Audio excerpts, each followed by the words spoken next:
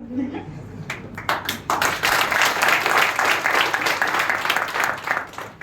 कवितेचे नाव आहे अनोखी दुसरी गाठ.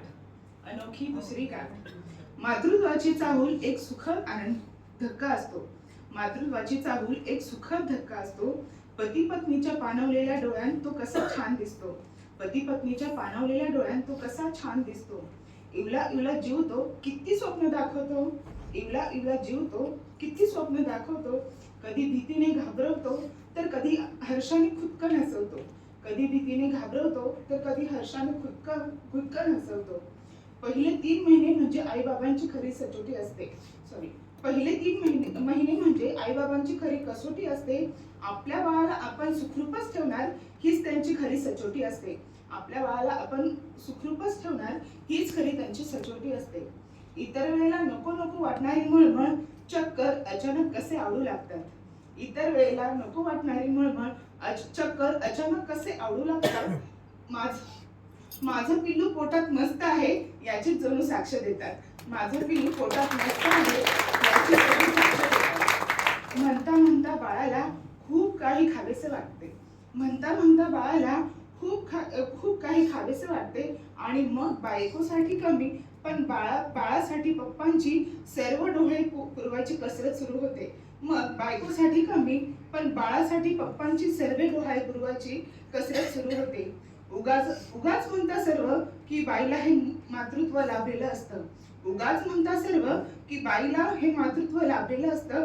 खऱ्या अर्थाने एका पित्याला लाभलेलं पितृत्वाचं वरदान असतं. खऱ्या अर्थाने ते एका पित्यालाही लाभलेलं पितृत्वाचं वरदान असतं. हळूहळू घडत जाणारं बाळाचं ते निरोगी सर्वांग. हळूहळू घडत जाणारं बाळाचं ते निरोगी सर्वांग क्षणोक्षणी परमेश्वराची किमया दाखवी अथांग. क्षणोक्षणी परमेश्वराची किमया दाखवी अथांग.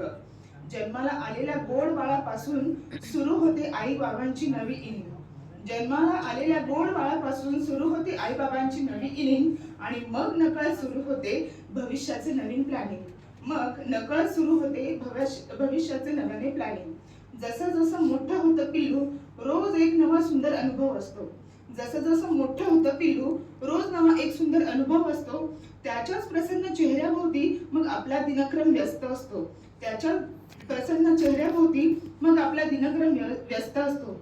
बाळाला पोटात असल्यापासून आई कळते असं मी ऐकलंय.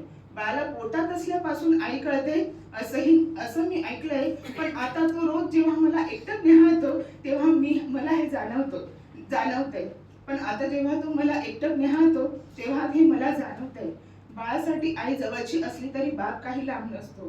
बाळासाठी आई जवळची असली तरी बाप काही लांब नसतो. त्याच्याच उज्ज्वल भवितव्यासाठी तो मन मारून घरापासून लांब राहत असतो. त्याच्याच उज्ज्वल भवितव्यासाठी तो मन मारून घरापासून लांब राहत असतो. म्हणतात की लग्नगाठ ही देवाने बांधलेली सुंदर गाठ आहे. म्हणतात की लग्नगाठ ही देवाने बांधलेली सुंदर गाठ असते.